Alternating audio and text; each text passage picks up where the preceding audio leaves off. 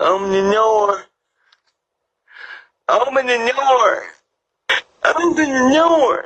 Sup my dudes, Valkyrja, and today I'm going to be talking to you about who I think is the most underrated 5-star in the game.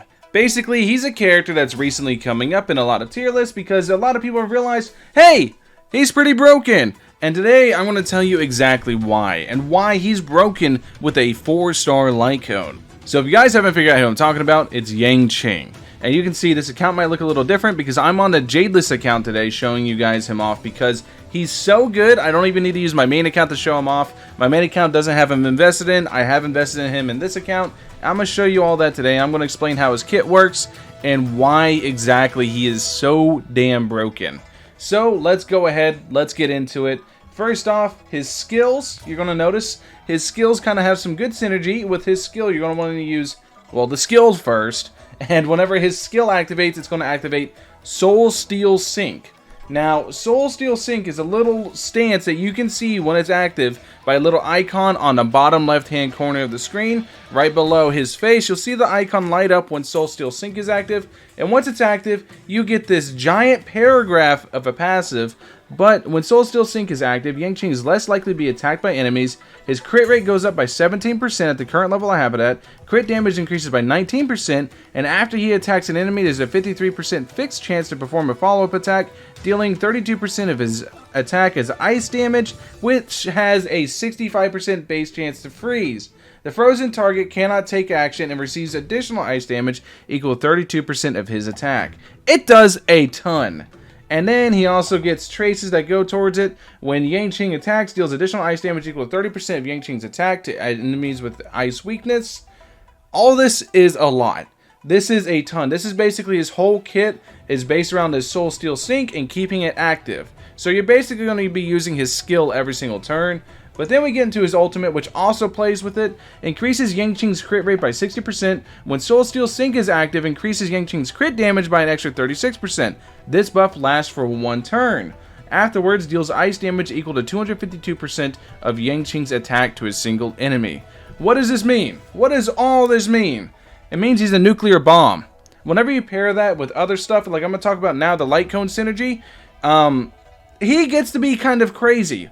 So there's one very specific Lightcone for the hunt that he synergizes with very well. That Lightcone is called Swordplay.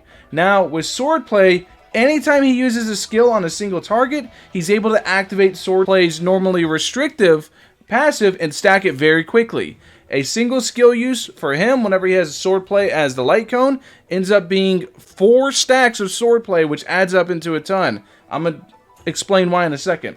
So Swordplay. For each time the wearer hits the same target, damage dealt increases by 8%, stacking up to 5 times. The effect will be dispelled when the wearer changes targets. Yanqing does not care about the last sentence of that because he's able to stack it so quickly because, like I said, whenever he uses a skill, he instantly gets 4 stacks of Swordplay, meaning he instantly gets 32% extra damage dealt. And with the 32% extra damage dealt, combined with all of his other crit damage shenanigans, he's able to do monstrous amounts of damage. Because the way you're really going to build him through his relics is you're going to want to go crit damage. I have attack here, but you're going to want to go crit damage. You're going to want to go speed because he's going to want to take multiple actions per turn to really get a lot of value out of his ult buff. And then you're going to want to go ice damage and then more attack. He's able to completely forego crit rate due to the way his passive or his talent and his ultimate works, giving him effectively 75% crit rate for the turn, and he's able to just mow stuff down with high damage, being a nuclear bomb. Whenever you pair him with a shield like Jeopard,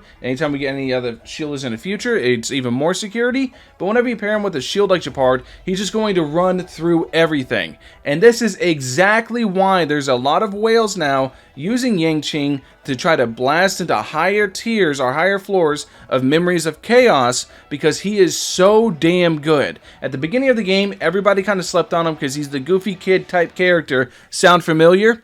And whenever people actually started progressing through the game, they realized how hard he scales up. He's easily one of the most slept on 5-star characters in the game.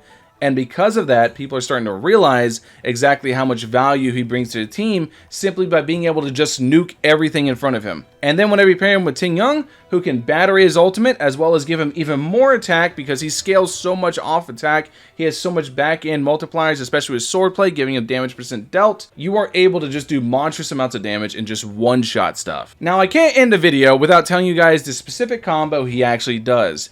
You're going to want to use the skill first to go ahead and get his ultimate ready to go, so you get the extra damage on his ultimate, and you get the crit rate plus crit damage at lasting the entire turn through his ultimate by having the skill up first. So you're going to want to use skill first, then ultimate, then any skill you do following that is going to absolutely shred whatever it is you're against because he does that much damage. And that's basically why, even though a lot of people slept on him as the worst 5-star in the game, is where a lot of people rated him initially, this is why you're going to see a lot of videos start popping up about Yanqing and how absolutely busted he is, because he's able to go ahead as people get better artifacts, better optimized relics, as people would get more optimized relics, he's going to showcase even more and more how just crazy bananas his scaling is and how much he's able to just shred anything in the game, essentially. Anyways, this has been Valk. Thank you guys for watching as always. Let me know what you guys think in the comment section below. Do you guys think I'm over-hyping up Yanqing, or do you guys think he lives up to the hype? Anyways, I'll catch you guys in the next one. Peace.